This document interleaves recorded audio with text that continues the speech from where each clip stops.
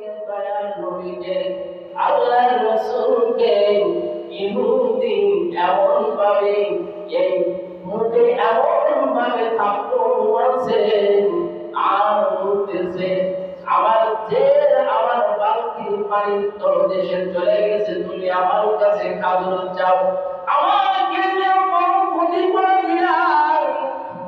আমার রাসূলকে এমন ভাবে আঘাত করছে মুখে 5টা আঙ্গুলের দাগ বসে গেছে। আমার রাসূল আখরা দেখেন কেমন, আমার রাসূল ইহুদির হাতটা ধরে মালিশ করে দিয়েছে। সিরাতের হিসাবের মধ্যে আছে হাতটা মালিশ করে দিয়ে হাতটা মুখে নাই বুকে নাই। আর ইহুদিকে ডাকতে বলে, ইহুদি আমি যে তোমাকে যে ক্ষতি করছি তোমার রশিদটা বুকের মধ্যে ফেলে দিয়েছি, তুমি আঘাত করছো, আমার মনে কোনো কষ্ট নাই, তুমি যে কষ্ট পেয়ে আমাকে আঘাত করছো তুমি আমাকে মাফ করে দিও। আমার বলতেছেন আল্লাহ রাসূল বলেন, ইহুদি আল্লাহর আদালতে তুমি আমার সম্পর্কে কোনো বিচার দায়ের করো না। ইহুদি যখন থাপ্পড় দিয়েছিলেন, চড় দিয়েছিলেন, যে রাসূলের চেহারার উপরে শরীরের উপরে কোনো মশা মাছি পর্যন্ত পড়া হারাম ছিল, সেই নবীকে ইহুদি থাপ্পড় মারছে।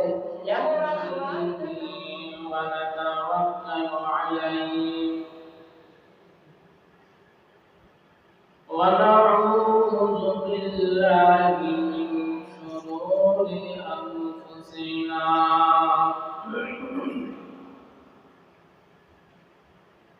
من يهده الله فهو المهتد ومن يضلل فلن تجد له وليا مرشدا. أما بعد فأعوذ بالله من الشيطان الرجيم.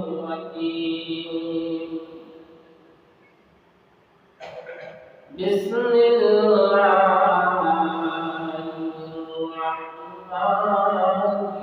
الرحيم.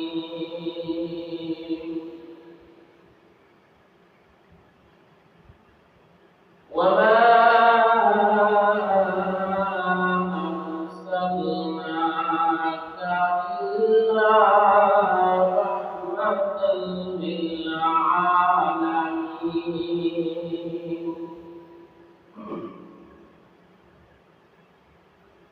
وقال النبي صلى الله عليه وسلم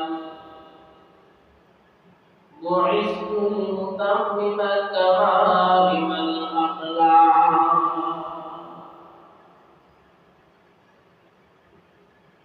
وقال تعالى قل إن كنتم تحبون الله فاتبعوني يحببكم الله ويغفر لكم ذنوبكم والله غفور رحيم.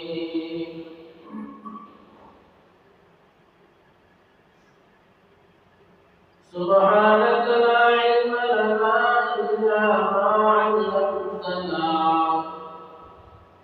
إنك أنت العليم الحكيم.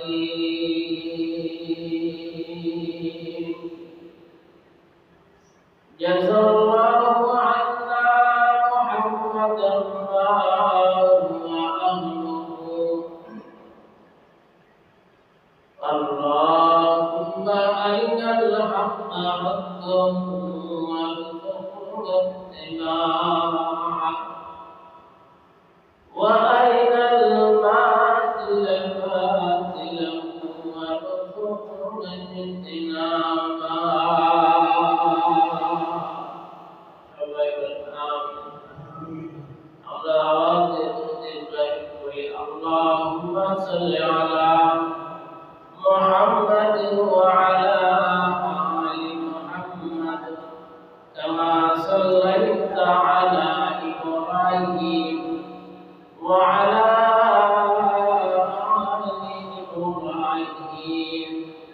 إنك حميد مجيد اللهم بارك على محمد وعلى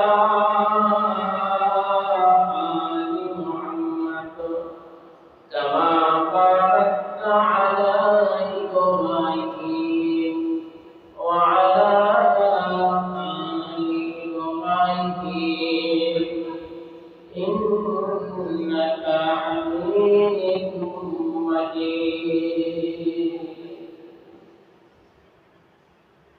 মহান আল্লাহ পাক রব্বুল আলামিনের দরবারে অসংখ্য অগণিত নিয়ামতের শুকরগুজার যে মহান আল্লাহ সুবহানাহু ওয়া তাআলা আমাকে আপনাকে দুনিয়ার সকল প্রকার ঝামেলাকে মুক্ত করে আল্লাহর মসজিদে আল্লাহ তাবারক তাআলা আমাকে আপনাকে যাচাই করে আগে বাড়ি আনছেন এই জন্য আল্লাহ পাক রব্বুল আলামিনের দরবারে শুকরিয়া জ্ঞাপন করছি আলহামদুলিল্লাহ। আল্লাহ পাক রব্বুল আলামিন আমাকে আপনাকে হয়তো আগে বাড়ি আনতে পারতেন, আমাদের তামান্না মনের ইচ্ছা মালিক কবুল করে নিয়েছেন। এজন্য আল্লাহ পাক রব্বুল আলামিনের দরবারে বান্দা যত নিজেকে আনা দিবে আল্লাহকে পাওয়ার জন্য বান্দা যত দৌড়ায়া যাবে, বান্দা যদি হেঁটে যায় আমার আল্লাহ পাক রব্বুল আলামিনের রহমত তার দিকে দৌড়ায় আসে। বান্দা বুঝে না, বান্দা যদি আল্লাহকে পাওয়ার জন্য যদি দৌড়াতে থাকে, হেঁটে না দৌড়াতে থাকে আল্লাহ পাক রব্বুল আলামিন বান্দার উপরে এত খুশি হন আল্লাহর রহমতের চাদর দিয়া মনে হয় যেন দৌড়ায় এসে পেঁচাইয়া আল্লাহ পাক রব্বুল আলামিন তাকে হিদায়াতের মালা পায়। আল্লাহ পাক রব্বুল আলামিন যেন আমাদেরকে যেন কবুল করে নেন, সেই তামান্না সেই আশা সেই প্রত্যাশা আপনার রাখতে হবে। যদি রাখতে পারি আল্লাহ পাক রব্বুল আলামিন হয়তো ওই কাতারে আমাকে আপনাকে জ্ঞান আল্লাহ পাক রব্বুল আলামিন আল্লাহ রাসূল সাল্লাল্লাহু আলাইহি ওয়াসাল্লাম এই কুল কায়নাতের জন্য রহমান হিসাবে দুনিয়াতে আল্লাহ পাক রব্বুল আলামিন প্রেরণ করেছেন। আল্লাহ রাসূল সাল্লাল্লাহু আলাইহি ওয়াসাল্লামকে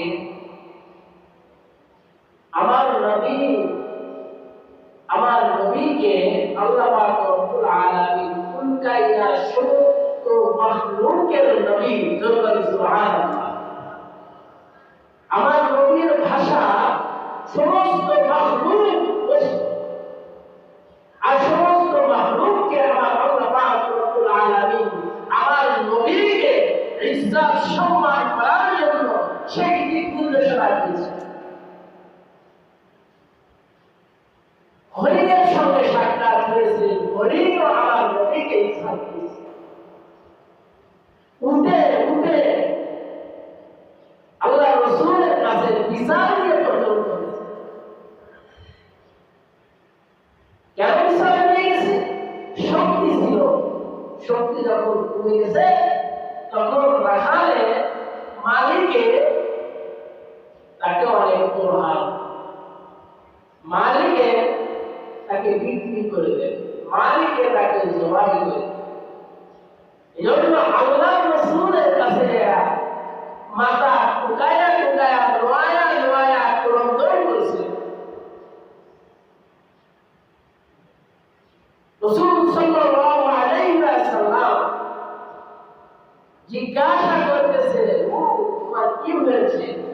তুমি এখন পাগলের মতো এ করতেছো কেন?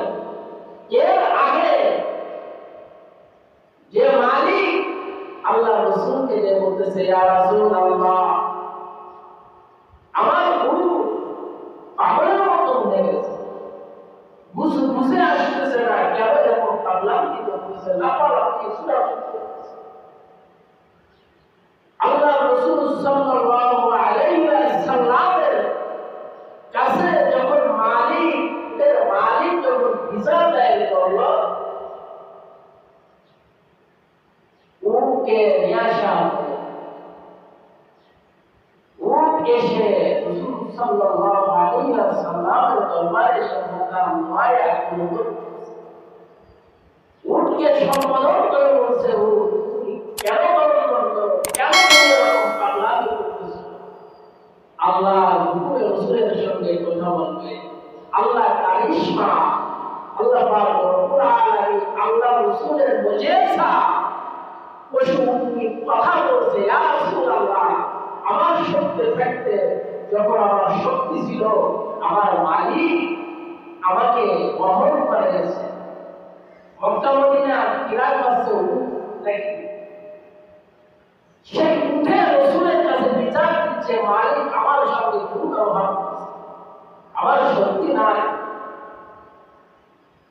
দেখেন উঠে রসুলের কাছে বিচার দিয়ে যায়, সে কোন নবী? আমার রসুল সাল্লাল্লাহু আলাইহি ওয়াসাল্লাম হরিণ ধরা করছে, সিরাতের যে হিসাবের মধ্যে আছে আমার রসুল হরিণে দায়ে হরিণকে ছেড়ে দিয়ে তিনি মালিকের কাছে গ্রেফতার হয়ে আল্লাহ রসুল জামিনদার হিসাবে সেখানে ছিলেন। হরিণে বাচ্চাকে দুধ খেয়ে বিদায় নিয়ে মালিকের কাছে চলে আসছে, শিকারীর কাছে চলে আসছে। রাসূল সাল্লাল্লাহু আলাইহি ওয়াসাল্লাম বলছিলেন, শিকারী দেখো হরিণ তো চলে আসছে। দেখেন আল্লাহ রসুলের কথা পর্যন্ত হরিণ তার ইজ্জত সম্মান আকুঠিত রাখার জন্য জবান দিয়েছে হিফজুল আমানাত ওয়াসিদুল হাদিস, সত্য কথা ওয়াদা করছে, ওয়াদা ঠিক রেখে বাচ্চাদের কাছ থেকে বিদায় লইয়া রসুলের কাছে চলে আসছে। যেহেতু মালিক শিকারীটাকে বন্দী করে রাখছে, জিম্মাদার জামিনদার হিসাবে সে সেখানে আছে, আমি যদি না যাই তাহলে আমার রসুলের কি হবে? দেখেন কি আশিক কি রসুলের উত্তম চরিত্র। আমার ভাই যদি কোনো অন্যায় করে, পাশের সাথে চুরি করে, আমি যদি আসি খারাপ জায়গায় যাচ্ছিলাম, আসতেছি শুনছি বাইক একটু হাত ছেঁচা আছে, আমরা অপরিচিত মনে করে চলে আসি কি আসি না? আছে কি আসে না? দেখেন আমার রসুলের আখলাক কি, আমার রসুলের তর চরিত্র কোন কায়নাতের জন্য আল্লাহ পাক রব্বুল আলামিন আমার নবীকে রহমত হিসাবে দেখে প্রেরণ করেছে। এজন্য আমার রসুল হচ্ছে রহমতের নবী, বরকতের নবী। যে রসুল যে রাস্তা নিয়ে গিয়েছে, রসুল যে এই রাস্তা দিয়ে হেঁটে গিয়েছে, সাহাবা আইমাইনরা ঘিরায় ছুটে ছুটে ওই রাস্তা অবলম্বন করে রসুলকে খুঁজে পেয়েছে। আল্লাহ রসুলের কুতুব বারত নেওয়ার মতো প্রতিযোগিতা ছিল। আল্লাহ রসুলের ধাম নেওয়ার জন্য কি বেশি আমরা হযরত আয়েশা সিদ্দিকা রাদিয়াল্লাহু তাআলা আনহা বলেন, রাসূলের ধামে এত সুগন্ধি ছিল, এত ঘ্রাণ ছিল, দুনিয়ার কোনো মিশকে আমরাও ফেল খেয়ে যেত। এই রাসূল যেখানে গিয়েছে সেখানে যেরকম সুবহানাল্লাহ। রাসূলের আদর্শের উপরে যে উম্মাহ করবে তার সে যেখানে যাবে সেখানে আল্লাহ পাক রব্বুল আলামিন তার জন্য একটা মাকাম তৈরি করবে। রাসূল সাল্লাল্লাহু আলাইহি ওয়াসাল্লাম এমন বংশে এসেছিলেন, প্রায় বংশ। আবু সুফিয়ান এখনো পর্যন্ত ইসলাম গ্রহণ করে নাই। তখন আবু সুফিয়ান কাফির থাকা অবস্থায় সম্রাটের সামনে আলোচনা করছে রাসূলের বংশ সম্পর্কে। তারপরে সে চেষ্টা করেছে আমার নবীর একটা দান দেওয়ার জন্য, আমার রাসূলের চরিত্রের উপরে একটা লাল মার্জিন দেওয়ার জন্য চেষ্টা করেছে, তারপরেও সে পারি না।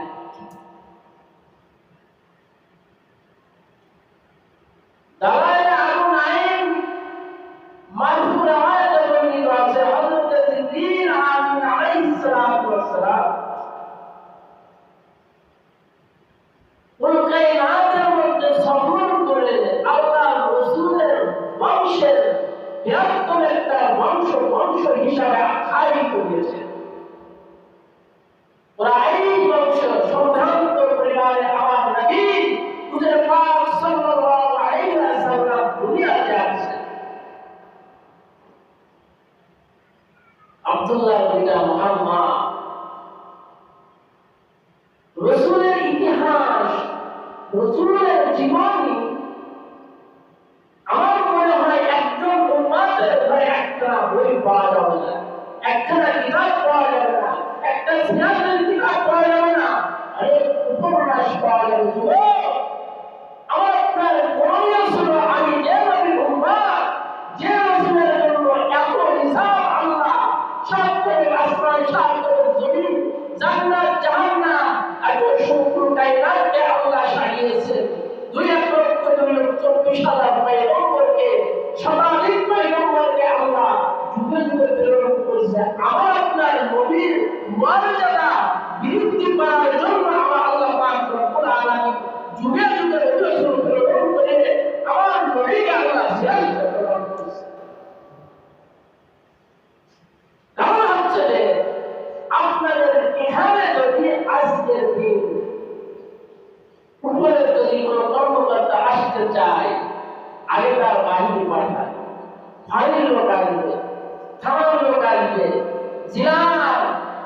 জেলা থেকে লোক আসবে, কে আসবে না, কত মেডিসিন, কত পায়খানা করতে থাকবে, তারা গবেষণা করতে থাকবে, বিভিন্ন বিভাগের লোক এসে এই জায়গাকে দেখতে থাকবে, এই মাঠকে পরিদর্শন করতে থাকবে। দেখেন যে আমার নবীকে আল্লাহ সুবহানাহু ওয়া তাআলা এত মর্যাদা দান করেছে, যুগে যুগে আল্লাহ পাক রব্বুল আলামিন নবী পাঠিয়েছেন। আল্লাহ পাক রব্বুল আলামিন নূহ আলাইহিস সালাতু ওয়াস সালামকে পাঠিয়েছেন। আল্লাহ পাক রব্বুল আলামিন হযরত মূসা আলাইহিস সালাতু ওয়াস সালামকে পাঠিয়েছেন, ঈসা আলাইহিস সালাতু ওয়াস সালামকে পাঠিয়েছেন, শেষ পয়গম্বরকে পাঠিয়েছেন। আল্লাহ পাক রব্বুল আলামিন জাতির পিতা হযরত ইব্রাহিমকে পাঠিয়েছেন। আল্লাহ পাক রব্বুল আলামিন হযরত ইদ্রিস আলাইহিস সালাতু ওয়াস সালামকে পাঠিয়েছেন। কতগুলো নবীকে আল্লাহ পাক রব্বুল আলামিন পাঠিয়েছেন এই সমাজকে পরিবর্তন করার জন্য, সমাজের কুরুষকে দূর করার জন্য। আল্লাহ পাক রব্বুল আলামিন বনী ইসরাইল অসংখ্য নবী দিয়ে আল্লাহ পাক রব্বুল আলামিন এই আওয়াজটাকে সাফ করে এমন একটা টাইমে আমার নবীকে আল্লাহ পাক রব্বুল আলামিন পাঠিয়েছেন যখন তিনাদের সব কিছু বিলীন হয়ে গেছিল। আমার নবীর কথা তাওরাতে আছে, জবুরে আছে, ইনজিলে রয়েছে, কথা ঠিক কি? তাওরাতে আমার নবীর নাম রয়েছে মুহাম্মাদুর রাসূলুল্লাহ সাল্লাল্লাহু আলাইহি ওয়াসাল্লাম। আল্লাহর রাসূলের নাম রয়েছে ইহুদি পাদ্রী। ইহুদি পাদ্রী যখন হাফেজ, তাওরাতের হাফেজ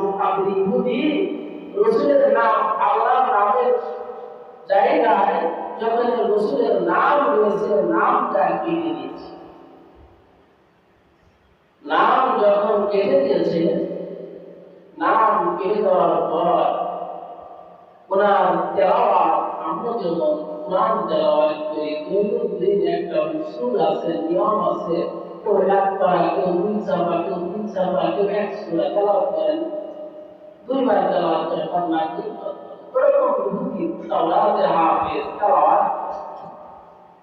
তেলাওয়াত করার শেষে সে আল্লাহ রাসূল সাল্লাল্লাহু আলাইহি ওয়াসাল্লামের নাম যেখানে পায় নামটা কেটে দেয়।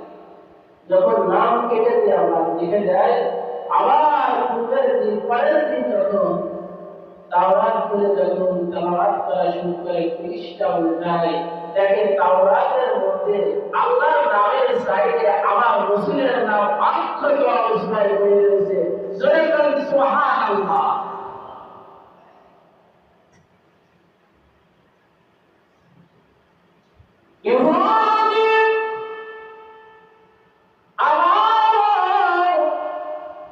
দৈনন্দিন তাওরাতের হাফেজ ইহুদি পণ্ডিত সে তাওরাত তেলাওয়াত করে, বাবা দিনের কান খুলে রাখতে হবে রাসূলের আলোচনা, আমার নবীর নাম, আল্লাহর নামের সাইডে রাসূলের নাম রয়েছে, নামটা কেটে দিয়েছে।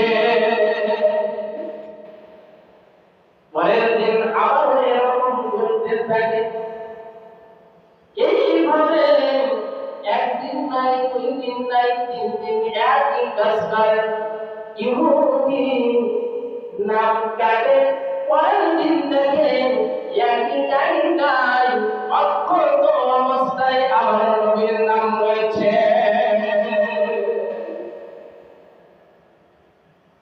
ইহুদি চিন্তা করেন, কি হলো, আমি নাম কেটে দিলাম, নাম এই তাওরাত থেকে নাম ওঠানোর চেষ্টা করি, নাম ওঠে না, কেছি দিয়া আমি নাম কেটে দিই, আবার অক্ষত অবস্থায় নাম চলে আসে। আরে ওর মধ্যে লা ইলাহা ইল্লাল্লাহ মুহাম্মাদুর রাসূলুল্লাহ।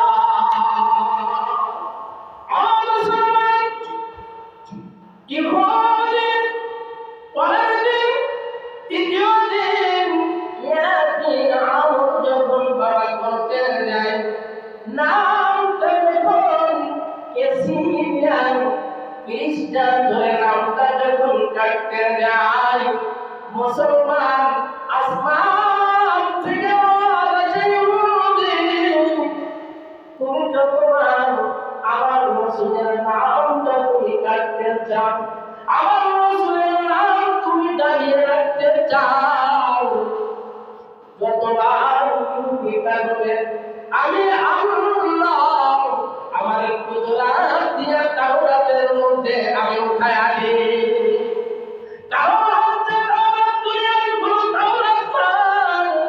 দুনিয়ার কোনো তাওরাত না, এই তাওরাত আসমানের আছে কি আছে না, আসমানের তাওরাত যদি আমার নবীর নাম থাকে, দুনিয়ার কোনো মানুষ কালিমা থেকে নামটা সহায় দিতে পারে, আমার আল্লাহর কিতাবে তোমার আল্লাহ পাক রব্বুল আলামিন সেই কোরআন পর্যন্ত তাওরাতের মধ্যে রয়েছে।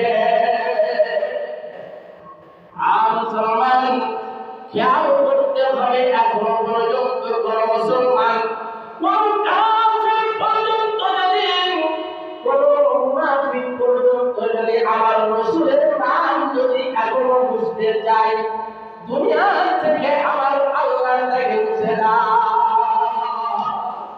কথা ঠিক কিনা? ও মুসলমান, ইহুদি নাম কাটতে দেয়, আওয়াজ আসতেছে, ইহুদি নাম কাটিস না, যতবার তুই নাম কাটবি আমার আসমানের কিতাবে যেটা লিপিবদ্ধ রয়েছে ওটা উঠানে আমি আল্লাহ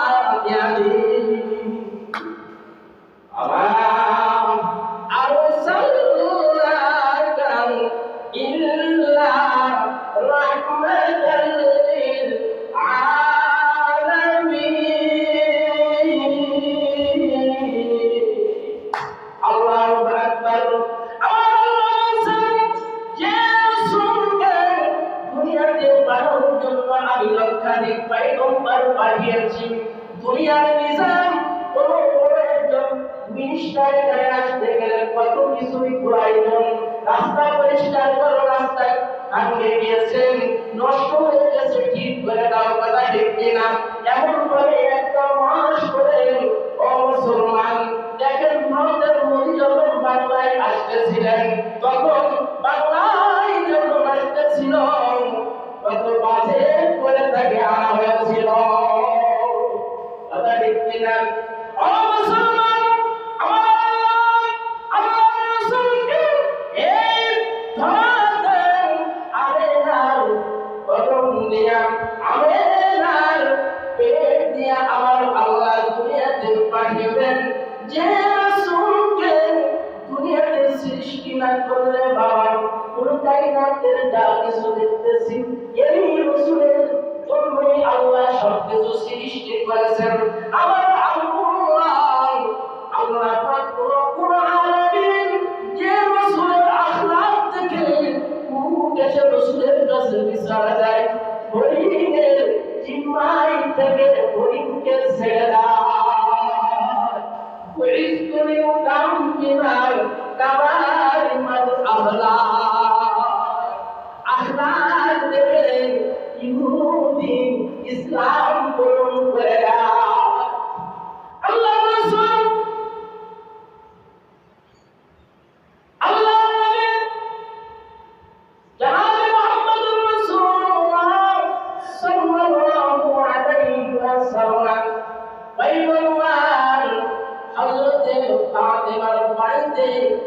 দুই থেকে 3 দিন লেট হয়ে গেছেন। হযরতে হাসান, হযরতে হুসাইন 3 দিন কোনো খাবার নাই।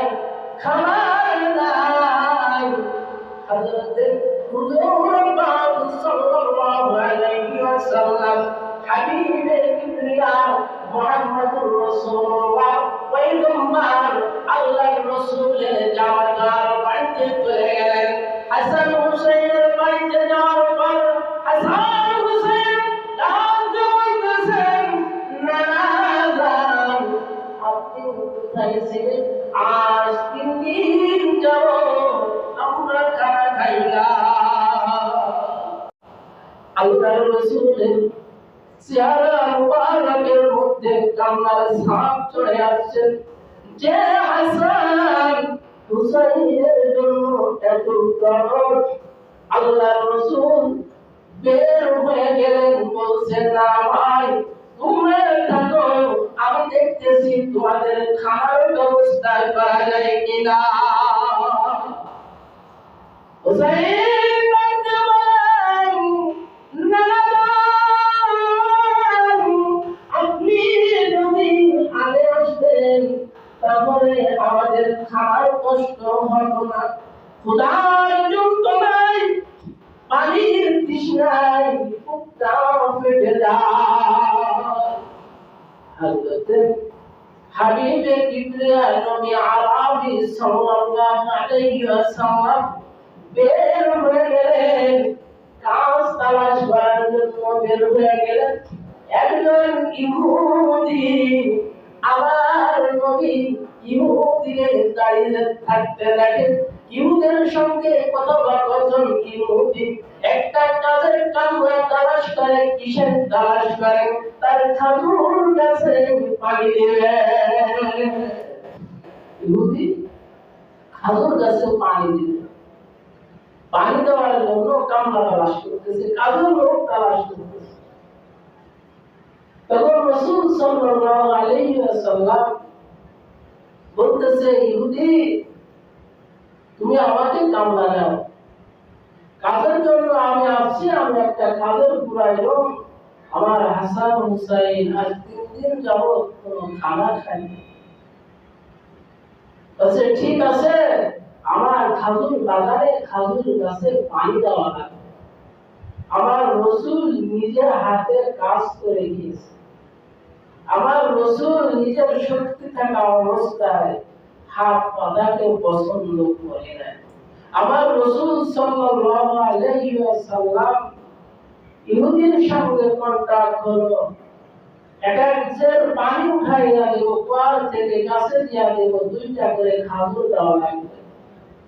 এইভাবে যখন কামটা ঠিক হয়ে গেল, তখন কাজ শুরু হলো। যখন আমার নবী যখন কুয়ার ভিতরে বালতি ছাড়ছে, যখন ছাড়ছে, পরে বালতি করে যখন কুয়ার থেকে পানি টান যায়, আমার রসুলের চেহারা মুবারকে নুরানি চেহারাতে ঘাম ফিনকিতে বের হয়ে যায়। রসুলের চেহারা লালে লাল হয়ে যায়, এত কষ্ট করতেছে। আমার রসুল সাল্লাল্লাহু আলাইহি ওয়াসাল্লাম পানি দিয়া পানি উঠাইতেছে, পানি দিচ্ছে, পানি দিতে দিতে দিতে দিতে দিতে দিতে 9 নম্বর বার যখন পানির বালতিটা কূপের ভিতরে ছাড়ছে, ছাড়লে পানি ধরে যখন টান দিয়েছে, টান দিতে দেরি আছে, রশি ছিঁড়ে পানি তলদেশে যাইতে দেরি নাই। ইহুদির কাছে বলতেছে, ইহুদি তুমি আমাকে, তোমার বালতির রশিটা ছিঁড়ে গেছে, আমি 9 বালতি আমি পানি উঠাইছি, 10 বালতি আমি উঠাইতে পারি নাই, তুমি আমাকে 18টা খেজুর দাও। 20টি খেজুরের কন্ট্রাক্ট ছিল, তুমি বাজারে ছিল, তুমি আমাকে 18টা খেজুর দাও, 2টা খেজুর কম দাও।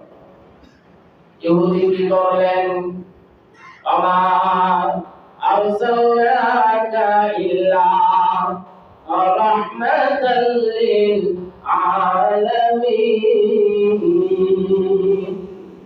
রহমাতের নবীকে, দয়ার নবীকে, আল্লাহর রাসূলকে ইহুদি এমন ভাবে এই মুখে এমন ভাবে থাপ্পড় মারছে, আর বলতেছে আমার বালতি পানি তলদেশে চলে গেছে, তুমি আমার কাছে খাজুর চাও, আমাকে যে বড় ক্ষতি করে দিলাম। আমার রসুলকে এমন ভাবে আঘাত করছে, মুখে 5টা আঙ্গুলের দাগ বসে গেছে।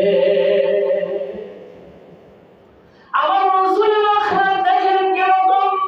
আমার রসুল ইহুদির হাতটা ধরে মালিশ করে দিয়েছেন, সিরাতে হিসাবের মধ্যে আছেন, হাতটা মালিশ করে দিয়ে হাতটা মুখে নাই, বুকে নাই। আর ইহুদিকে ডাকতে বলে, ইহুদি আমি যে তোমাকে যে ক্ষতি করছি, তোমার রশিটা কূপের মধ্যে ফেলে দিয়েছি, তুমি আঘাত করছো, আমার মনে কোনো কষ্ট নাই, তুমি যে কষ্ট পেয়ে আমাকে আঘাত করছো, তুমি আমাকে মাফ করে দিও। আমার বলতেছেন, আল্লাহর রাসূল বলেন, ইহুদি আল্লাহর আদালতে তুমি আমার সম্পর্কে কোনো বিচার দায়ের করো না। ইহুদি যখন থাপ্পড় দিয়েছিলেন, চড় দিয়েছিলেন, যে রাসূলের চেহারার উপরে, শরীরের উপরে কোনো মশা মাছি পর্যন্ত পড়া হারাম ছিল, সেই নবীকে ইহুদি থাপ্পড় মারছে, এমন আখলাক দেখাইছে, হাতটা মালিশ করে দিয়েছেন, ব্যথা পেয়েছেন কিনা মাফ করে দিবেন, আল্লাহর আদালতে কোনো বিচার দিবেন না। যদি আপনি আমাকে মাফ না করে দেন, আমার পিঠের জামা খুলে দিন, পিঠটা আল্লাহ করে দিন, আপনার মনের ইচ্ছা যত সুভা আপনি আমাকে আঘাত করে দেন। আল্লাহর রাসূল বাড়িতে চলে গেলেন, খাজুর দিলেন, খাজুর দিলেন, খাজুর নিয়ে হাসান হুসাইনকে খাওয়াইলেন। হাসান হুসাইন বলছে, না না, আপনি আমাদের কাছে না আসলে আমাদের মন ভালো থাকে না। এত মোহাম্মত করতেন হাসান হুসাইনকে। এদের ভিতরে ইহুদির চিন্তা হয়ে গেছে, এত চিন্তা করতেছে যাকে আঘাত করলাম, এমন ভাবে মিষ্টি হাসি দিয়েছেন, এমন ভাবে হাসলেন মনে হয় আকাশের তারকা হাল মেরে গেছে। কি করলাম আমি, তাকে আঘাত করলাম, ব্যবহার করলাম, হাত ধরে মাপ চাইলো, আবার বলে পিঠটাও আমি খুলে দিব। চলে গেলেন যে রাসূলকে আমি আঘাত করেছি, অনুশোচনা আসছে, ভুল বুঝতে পারছে, পাথরের উপরে হাত রাখছে, সিরাতে ইবনে হিশামের মধ্যে আছে পাথরের উপরে রাখা দুইটা হাতকে ছুটা দিয়েছে। ওই অবস্থায় চলে গেছেন, আল্লাহর রাসূলকে সালাম দিয়েছেন, ডাক দিয়েছেন, ইয়া আহলাল বাইত, আপনি বাড়িতে আছেননি? বাড়িতে আছি বেরোন। ইয়া রাসূলুল্লাহ, আমি আপনার সঙ্গে যে দুর্ব্যবহার করেছি আমি বুঝতে পেরেছি, আপনি তাওরাতের মধ্যে আপনার যে আলোচনা শুনছেন, আপনার যে সবরের আলোচনা শুনছেন, ওয়াসবির আলা মা আসাবাক ইন্না যালিকা মিন আযমিল উমুর। আপনার সবরের আলোচনা শুনছি, বুঝতে পারি নাই আপনি সেই মুহাম্মদ, আব্দুল্লাহর পিতা মুহাম্মদ, নবী মুহাম্মদুর রাসূলুল্লাহ। ইয়া রাসূলুল্লাহ, আপনি আমাকে ইসলাম গ্রহণ করিয়ে দেন, কালিমা পড়ায় দেন, আপনার হাতে হাত দিয়ে আমাকে কালিমা পড়ায় দেন।